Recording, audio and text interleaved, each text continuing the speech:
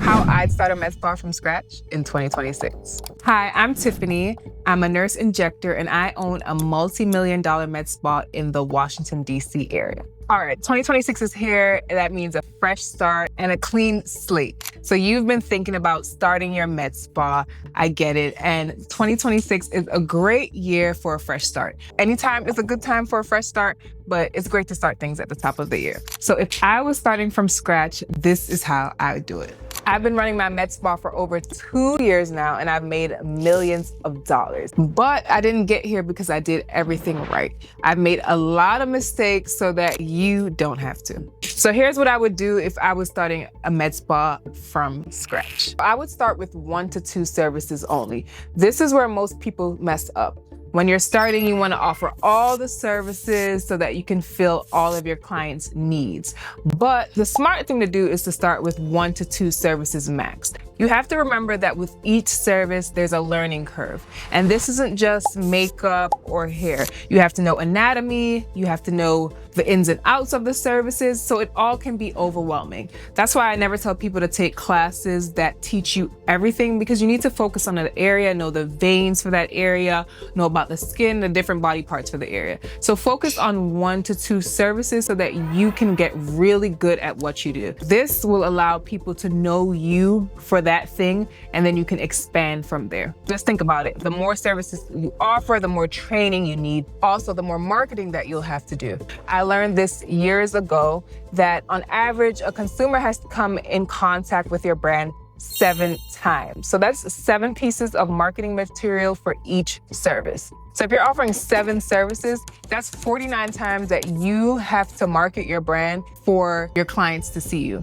Versus if you have 1 service, that's 7 times. To make 49 posts or 49 attempts at marketing, you would have a way better conversion. So make it simple for yourself. The less protocols you'll have to manage, you'll get really good at that one thing, and then you can expand from there. Just remember, sometimes less can be more. We also have to think about the adverse reactions that you're responsible for.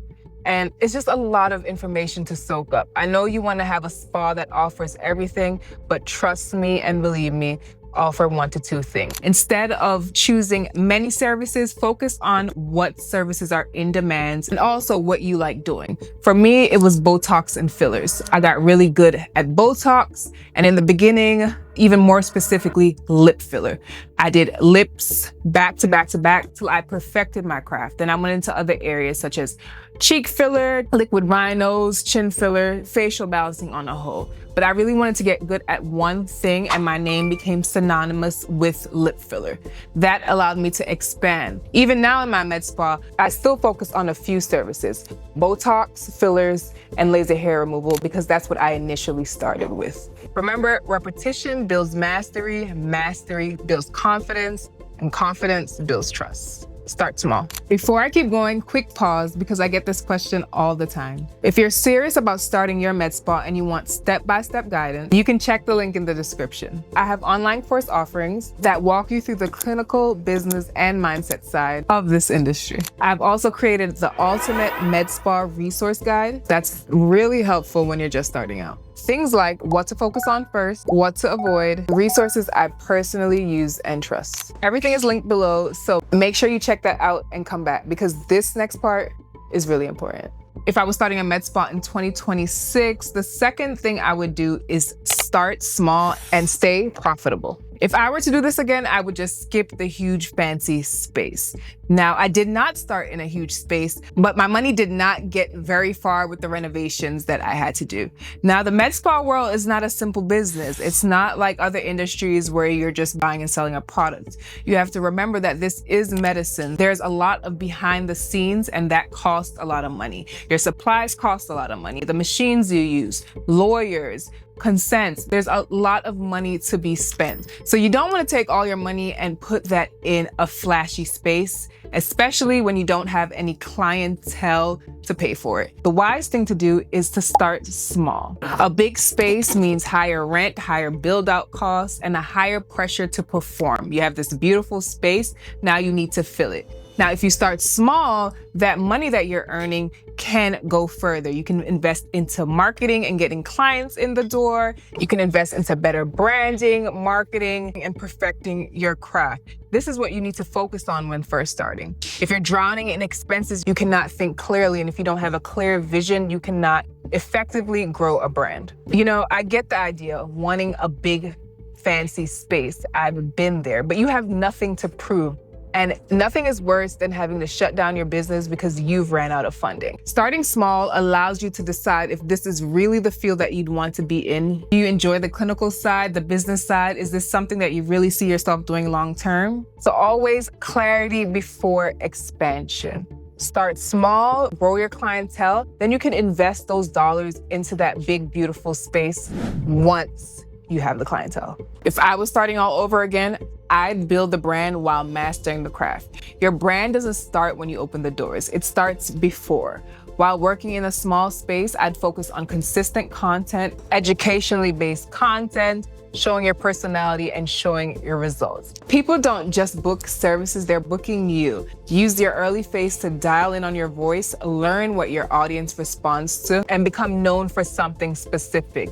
After all, you do need clients in order to improve. So waiting for you to miraculously be great at what you do, that's gonna come over time and with repetition and doing the same thing over and over again. That's how you're gonna build your skills. So you just have to start where you are, put your best foot forward, and improvement naturally comes. Master and visibility is gonna give you that momentum you need to succeed.